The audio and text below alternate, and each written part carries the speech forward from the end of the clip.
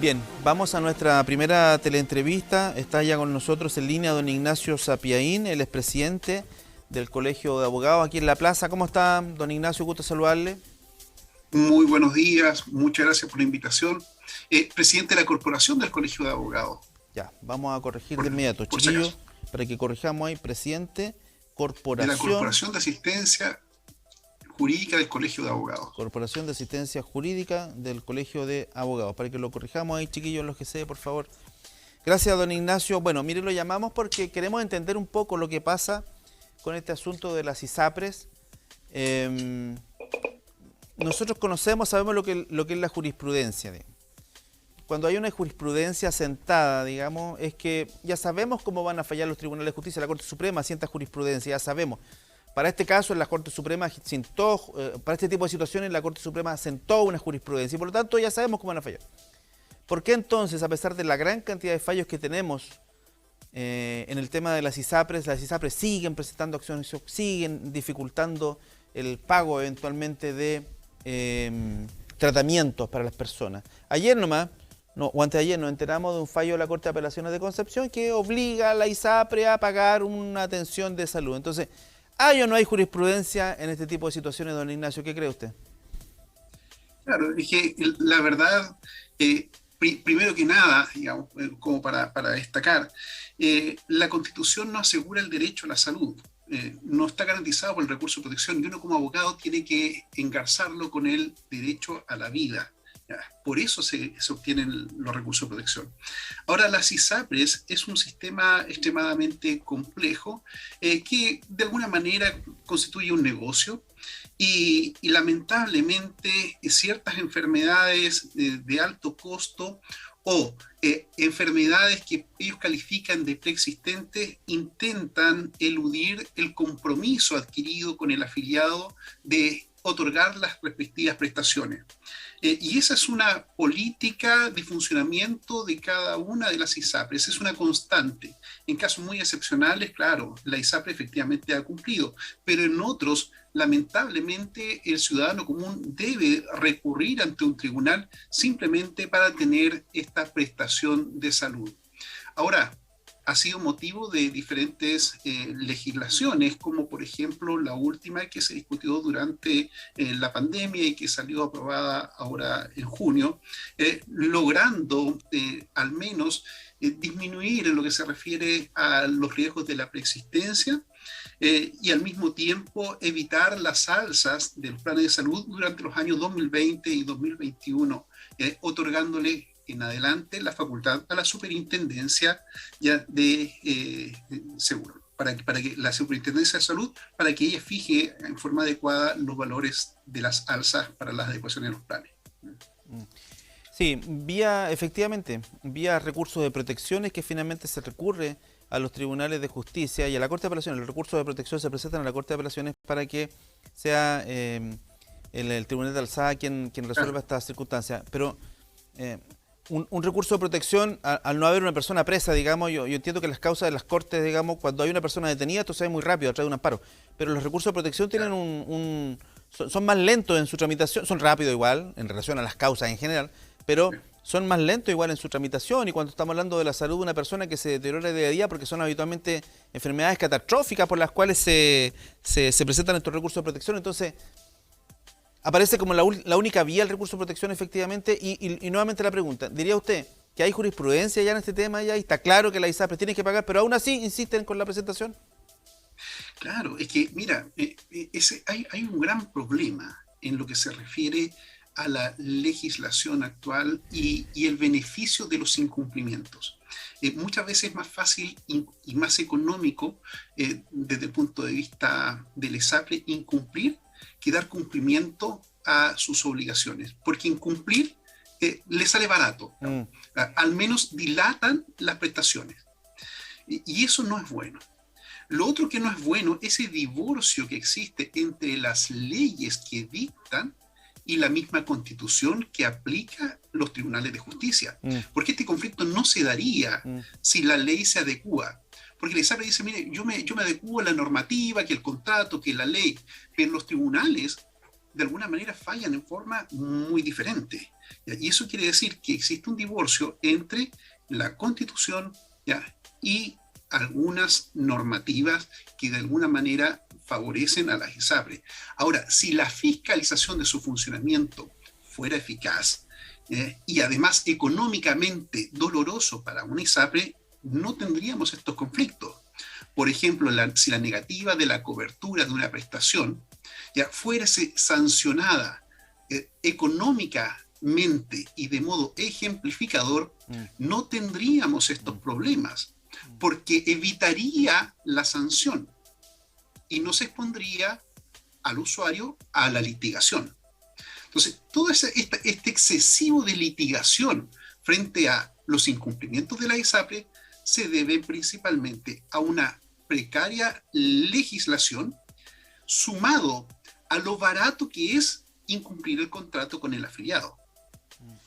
Sí, yo recuerdo hace, no ahora, pero recuerdo hace, no sé, me ayuda usted, abogado, si me equivoco, pero 5 años, 6 años, 10 años atrás, ahora no, porque ahora se congeló efectivamente el tema de los planes, pero antes la ISAPRE subían automáticamente los planes y habían 40.000 recursos de protección, que me acuerdo incluso que eso colapsaba a los tribunales de justicia, porque eran demasiados recursos de protección. Entonces, vuelvo al tema de la jurisprudencia. Si hubiese jurisprudencia, no sería necesario, digamos, hacer todas estas cosas. Claro. Entonces, es súper difícil. Yo creo que usted dio en el clavo al decir que esto olvidémonos de la salud de las personas. Esto es un negocio y como buen negocio es maximizar utilidad en la meta.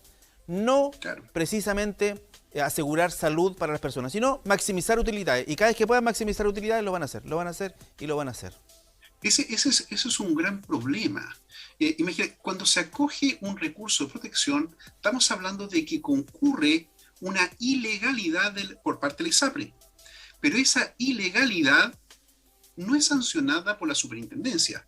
Incluso más, si nos remontamos a las alzas, muchas veces las alzas estaban avaladas por el mal llamado IPC de la salud, dado por la Superintendencia de Salud. Entonces, sin embargo, los tribunales estimaban que no había la fundamentación adecuada para justificar el alza. Si fuera poco, los contratos de salud es un contrato que muchas veces encontramos caracteres semejantes a un contrato seguro, donde hay un riesgo. Sí. ¿Ese riesgo de quién es? Es de la aseguradora, de la ISAPRE.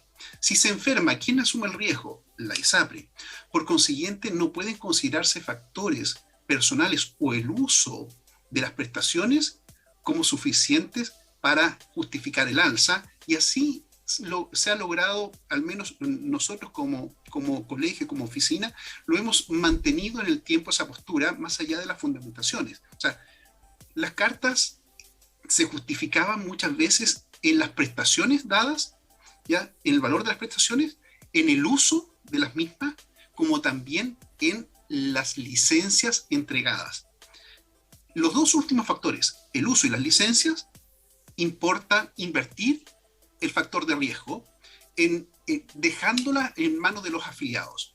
Y hoy día la nueva ley permite a la superintendencia fijar este IPC de la salud considerando esos dos factores de riesgo que de alguna manera se genera un conflicto con la imposibilidad de subirlos, considerando obviamente el estado de salud del afiliado. ¿Ya? Es decir, ya vamos a tener nuevamente una judicialización, ¿ya?, que se va a plantear en el futuro, porque hay un problema allí en cuanto a la regulación del sistema y el hecho de que las leyes, quieranlo o no, se negocian con los respectivos entes económicos, y en este caso con las ISAPRE, logrando obtener que ahora ellos no van a hacer las adecuaciones, sino que las adecuaciones van a ser conforme a lo que establece la superintendencia, que antes era así, pero ahora se presume por ley que efectivamente se justifica el alza dentro de esos parámetros.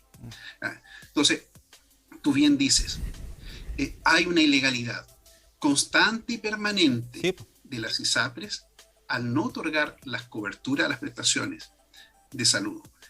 Al alzar por lo menos al alzar los planes en forma ilegal.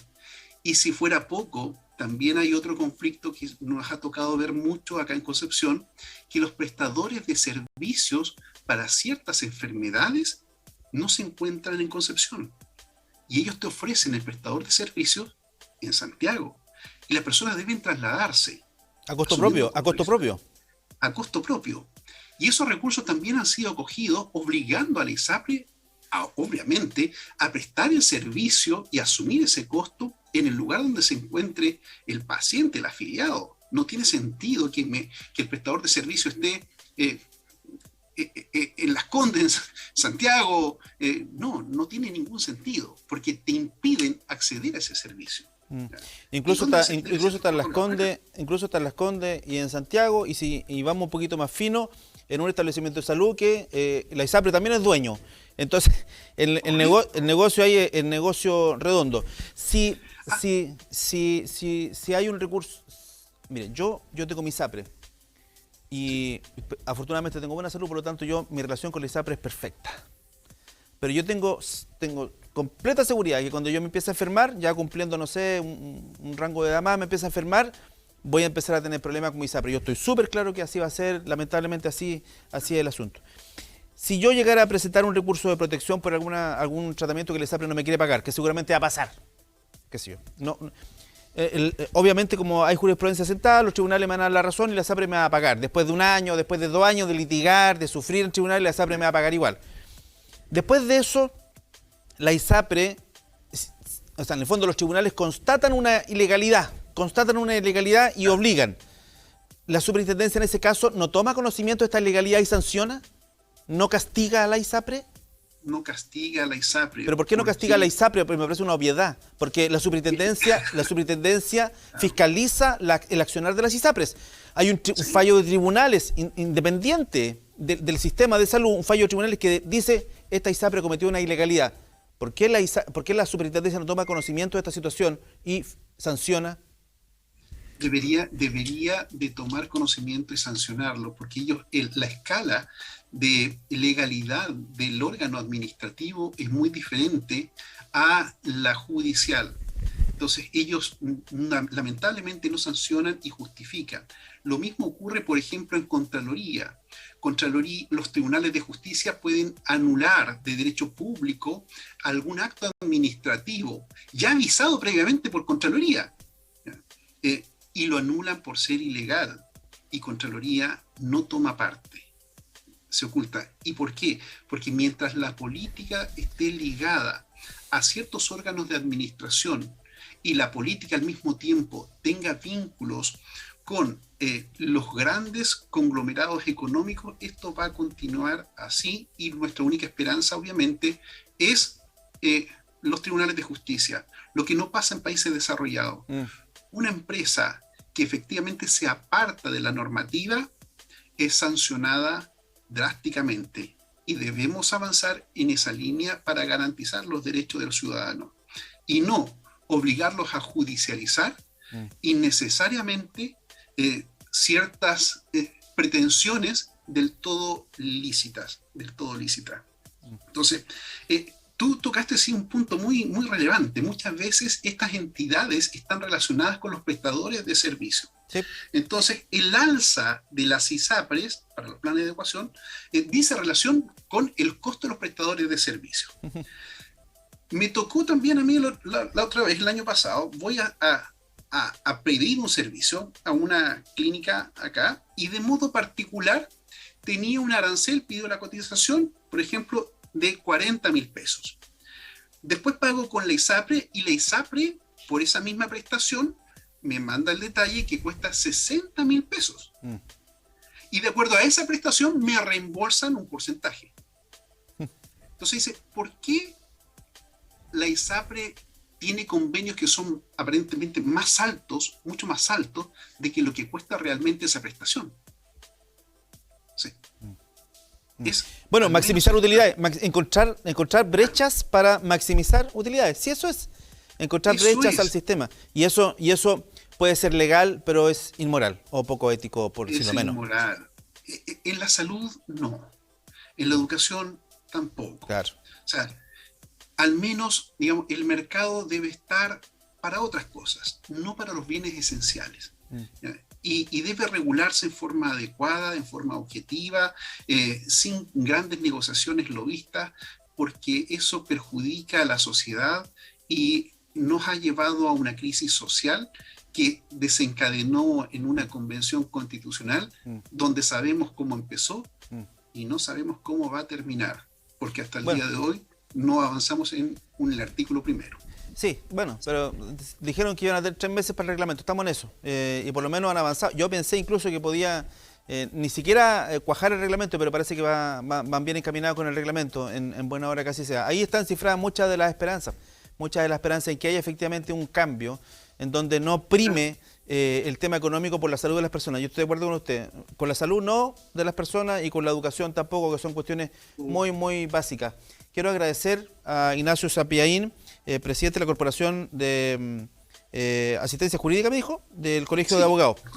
Ha sido una conversación muy clarificadora, creo que no nos equivocamos en la duda que planteamos en esta conversación. Hay un problema serio ahí. Y de acuerdo a cómo están las cosas, parece que esto va a seguir ocurriendo hasta que no haya una modificación eventualmente a la Constitución donde efectivamente se proteja el derecho a la salud de las personas y no el derecho a la vida, que es un resquicio en el fondo que se argumenta para presentar los recursos de protección. Correctamente, Hugo, tienes toda la razón. Mientras no tengamos un buen texto fundamental, mientras no existe una armonía, una comunicación entre el texto y la normativa, vamos a continuar en esta misma línea. Los tribunales de justicia deben actuar en sintonía con los órganos administrativos, y los órganos administrativos hacen lo suyo para velar por los intereses de las personas y no obligarlos a litigar innecesariamente. Mientras tanto, el costo de litigar es más alto. Sí, mientras tanto no sería malo que los fallos de las Cortes de Apelaciones de Concepción que obligan a la ISAPRE fueran con copias a la superintendencia. Por último, para que tomaran conocimiento de los fallos, yo no sé si van a sancionar, pero por último que tomaran conocimiento de las ilegalidades que cometen las ISAPRE. Muchas gracias, abogado, que esté muy bien. Un abrazo grande, muchas gracias por la invitación, Hugo. Ahí estaba, muy interesante la conversación. Sabíamos que esto estaba ocurriendo, lo habíamos notado con una serie de recursos de protección por enfermedades catastróficas con niños. Estamos hablando de niños con enfermedades muy complejas y la familia tiene que ir a contratar un abogado, ir a los tribunales, después ir a la corte de apelación. No puede ser, eso no puede ser y debe cambiar. En algún minuto debe cambiar. Deduzco que por la hora nos vamos a la pausa comercial. Vamos a